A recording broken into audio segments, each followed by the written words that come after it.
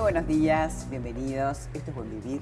Hoy vamos a hablar de los adultos mayores. Ustedes saben que la mayor cantidad de personas que viven en nuestro país, y te diría que en muchos países del mundo, somos los adultos mayores. Yo creo que yo todavía no me considero, pero estoy llegando a, porque cuando uno piensa, es muy joven ser un adulto mayor.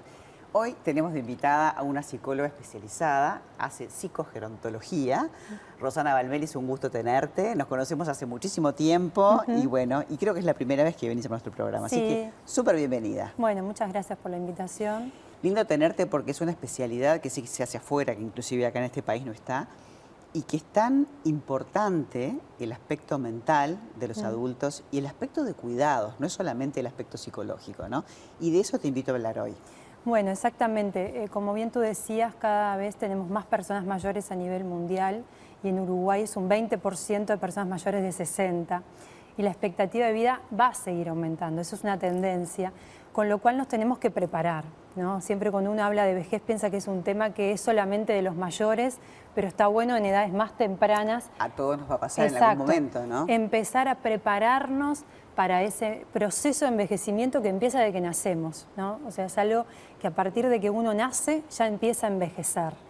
Y es algo que nos da miedo, que cuesta hablar, es un tema tabú todavía, pero como tú decís, no solamente la salud mental, sino poder concebirnos como seres biopsicosociales, ¿sí? Y también la parte espiritual, que es una dimensión muy importante, no vinculada a la religiosidad, a tener una religión, pero sí llega un momento en la vida donde tiene un papel muy importante, es muy trascendental en nuestra vida. Totalmente, porque es la vida de uno, es lo que uno deja, es como el paso por la vida, lo que uno aprendió y lo que uno quiere darle a sus descendientes, ¿no? Exacto, es nuestro legado. Exactamente.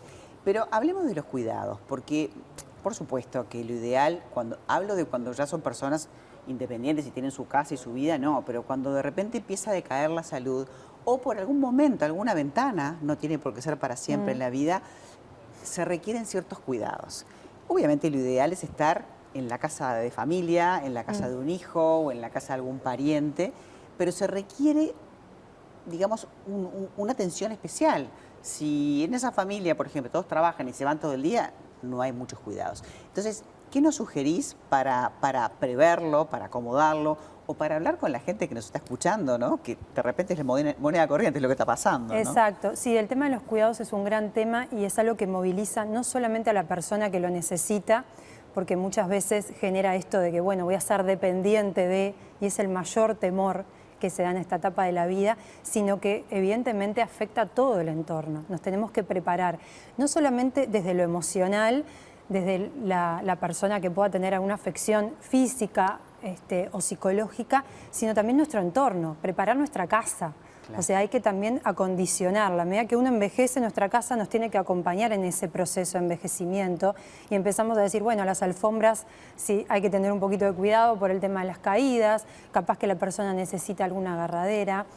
Sí, o de repente si uno vive en casas con muchas escaleras, de repente vivir en un solo nivel, o las casas cuando tenés chicos, perros, qué sé yo, jardín, es cuando para una etapa de la vida, después otra etapa es de repente un departamento donde tenés un portero, que es verdad que cada manera de vivir y momento de la vida tiene que estar acompasado. Y cuando tenés alguna dificultad para trasladarte, tiene que haber adaptaciones en esas casas, ¿no? Y eso es lo más difícil y creo que es el gran desafío que tenemos como personas de ser flexibles frente al cambio. O sea, la vida nos va poniendo todo el tiempo obstáculos, ¿sí?, en alguna medida y tenemos que ir viendo cómo podemos sortear. Por eso nosotros hablamos de que no tiene que ver el envejecimiento patológico, ¿sí?, asociado a una limitación física. ¿Sí? Tú podés tener una limitación física y estar transitando un envejecimiento saludable. Rosana, es el momento de la cosecha. No estamos hablando de patología y de una vejez con dolencias. Estamos hablando de que la gente se jubila, por ejemplo, y no es ahora voy a esperar a hacer, no. Tenés que prepararte para ese momento y prepararte para si también te pasará algo, porque es el devenir de la vida, ¿no? Exactamente, hay creo que tomarlo con más naturalidad, sí prepararnos, como yo digo, y que la atención siempre esté centrada en la persona. Si uno busca, por ejemplo, un residencial, que llega un momento en la vida que yo siempre digo, bueno, capaz que es para la última etapa, ¿no? Que uno dice, bueno, me voy a ir a un residencial, que la persona primero también lo pueda decidir. ¿no? Pueda Eso es formar clave, ¿no? parte de En la general, decisión. eso no pasa. No, hay que prepararse para eso y a veces cuando uno de alguna manera tiene esa lucidez de poder decidir, de poder decir a los hijos, bueno, a mí me gustaría planificar esa etapa de nuestra vida, ¿sí? Hablar No, que no sin tomen la tabú. decisión por uno. Exacto. Y aunque haya a veces un proceso de demencia o deterioro cognitivo, siempre está bueno que la persona pueda participar de esa decisión, ¿no? Que no sea una cosa que uno va y eso que dice los deposita en un lugar. Claro. Lo que pasa es que el sistema de cuidados en el hogar de uno, en la casa de uno, si es tu mamá, tu papá, tu tío, un pariente que estás cuidando, también hay que adaptarlo. Uno Exacto. tiene que prepararse, uno tiene que tener tiempo, tiene que tener a alguien más que te ayude, tenés que estar cuidando un montón de cosas que parecen de repente para la gente más joven que no es importante, que son, por ejemplo, no sé, los horarios. Porque la gente cuanto más grande es, más le gusta tener horarios. Y eso te da una cierta comodidad o que tengan su espacio. Eso es clave. Sí, eso es importante y cuando están en un residencial también, yo digo, por eso en una atención centrada en la persona, no en la institución o en la casa. Yo me tengo que centrar en las necesidades que tiene la persona. Entonces yo no puedo ir y decir, bueno, ahora todos vamos a comer a las 12, porque hay gente que se levanta a las 12 y eso yo lo tengo que respetar. Tengo que respetar el deseo, ¿no? Que es un poco lo que nosotros como psicogerontólogos vemos. ¿Cuál es el deseo que tiene la persona para vivir? ¿Cómo quiere vivir?